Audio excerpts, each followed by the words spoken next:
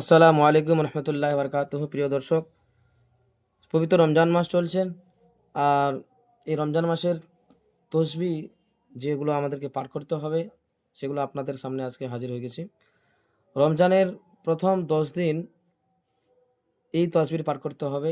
লা ইলাহা ইল্লাল্লাহু মুহাম্মাদুর রাসূলুল্লাহ।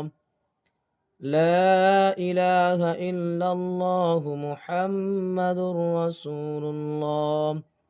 লা ইলাহা ইল্লাল্লাহু মুহাম্মাদুর রাসূলুল্লাহ। এই তসবিহটি আপনাকে 1000 বার পাঠ করতে হবে।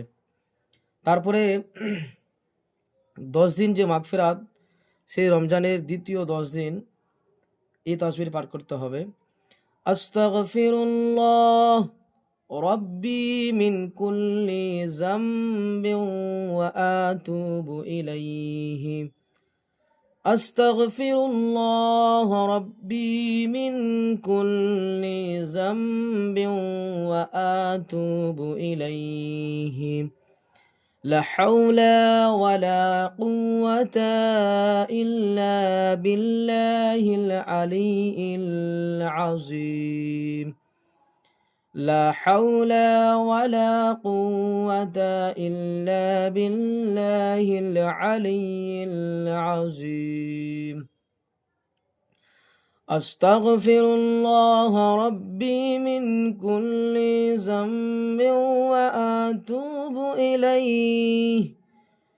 لا حول ولا قوة إلا بالله العلي العظيم. 1000 বার পাঠ করতে হবে। তারপরে শেষ রমজানের 10 দিন এই তসবিহটা আমাদেরকে পাঠ করতে হবে। আল্লাহুম্মা ইন্নী আসআলুকাল জান্নাতুল ফিরদৌস। আল্লাহুম্মা ইন্নী আসআলুকাল জান্নাতুল ফিরদৌস। আল্লাহুম্মা ইন্নী আসআলুকাল জান্নাতুল ফিরদৌস। এই তসবিহটি আমাদেরকে শেষ 10 রমজানের যে 10 দিন বাকি থাকবে, আমাদেরকে এই তসবিহটি 1000 বার পাঠ করতে হবে। রমজানের শেষ 3 দিন এই তসবিহটি পাঠ করতে হবে।